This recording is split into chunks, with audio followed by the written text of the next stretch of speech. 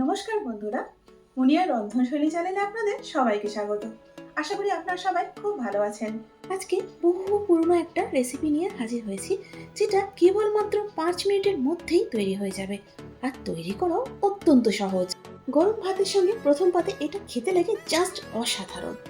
বন্ধুরা, গরমে যখন শরীর হাঁসফাঁস করে আর রান্নাঘরে থাকতে যখন একদম ইচ্ছাই করে না, তখন কিন্তু অনায়াসে আপনারা তৈরি করে নিতে পারেন এই ধরনের রেসিপিগুলো, যেগুলো আমি প্রায়শই আপনাদের সাথে শেয়ার করে থাকি।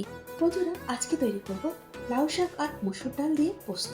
লাউ শাক দিয়ে বিভিন্ন রকমের রেসিপি তো আপনারা নিশ্চয়ই ট্রাই করেছেন, তবে এই রেসিপিটা ট্রাই করেছেন কিনা কমেন্টসে আমাকে অবশ্যই জানাবেন।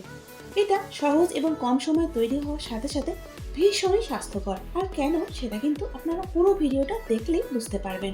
চলুন এবার তাহলে রান্নাটা শুরু করি। আচ্ছা, প্রথমেই বলে দিই, আমাদের এখানে পুরো লাউ শাকটা কিন্তু লাগবে না। যে ডগাগুলো আছে, অর্থাৎ যে কচি অংশটা, সেটাই লাগবে। দেখুন, এখানে আমি ডগাটা নিয়ে নিয়েছি। আর এটাকে এভাবে পরিষ্কার করে নিতে হবে।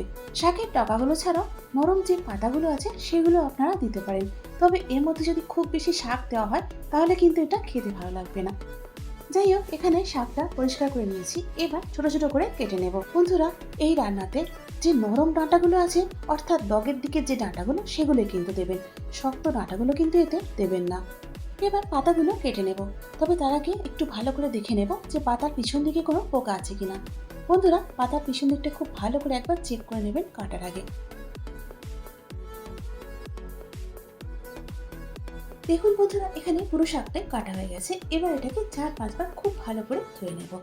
এবার ধুয়ে নেওয়া শাকটা কুকারের মধ্যে দিয়ে দিচ্ছি।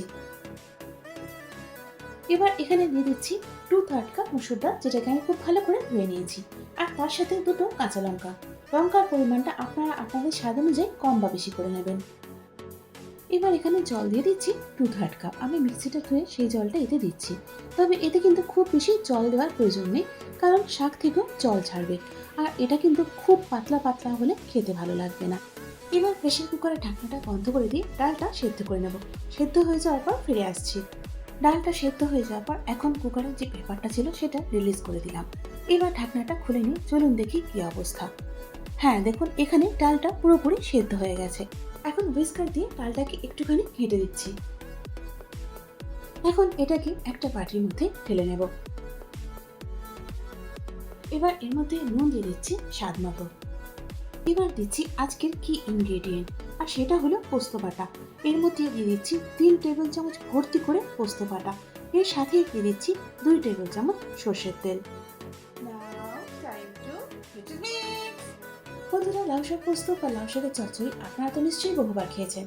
একবার এভাবে ট্রাই করে দেখুন। লাউ শাকের এই পদটা গরম ভাতের সঙ্গে জাস্ট জমে যায়। যাই হোক, কথা বলতে বলতে কিন্তু এখানে লাউ শাক মসুর ডাল দিয়ে পোস্ত কিন্তু আমাদের তৈরি হয়ে গেছে। চলুন এবার এটাকে পরিবেশন করি, তবে অবশ্যই কিন্তু গরম গরম। তাহলে দেখলেন তো বন্ধুরা, কত কম সময় আর কত সহজেই তৈরি হয়ে গেল আমাদের সাবেকি এই রান্নাটা। আর এটা যে কতটা স্বাস্থ্যকর সেটা তো আপনারা ভিডিওতেই দেখতে পেলেন। তাহলে এবার লাউ শাক খেলে অবশ্যই কিন্তু এই রেসিপিটা একবার ট্রাই করবেন। আর আমাকে কমেন্টস করে জানাতে কিন্তু ভুলবেন না যে এটা আপনাদের কেমন লাগলো। আশা করি আজকে এই রেসিপিটা আপনাদের ভালো লেগেছে। যদি ভালো লেগে থাকে তাহলে একটা লাইক করে দিন। আর তারই সাথে বন্ধু বান্ধব এবং আত্মীয় পরিজনের মধ্যে শেয়ার করে দিন। আর এইরকমই সাবেকি এবং সহজ রান্নার রেসিপির জন্য আমার চ্যানেলটাকে সাবস্ক্রাইব করে আমার পাশে থাকুন। তার সাথে বেল আইকনটা প্রেস করে দিন, যাতে করে আমার নতুন ভিডিও আপলোড হওয়া মাত্রই আপডেটটা সবার আগে আপনি পেয়ে যান। এতক্ষণ আমার সাথে থাকার জন্য অনেক ধন্যবাদ।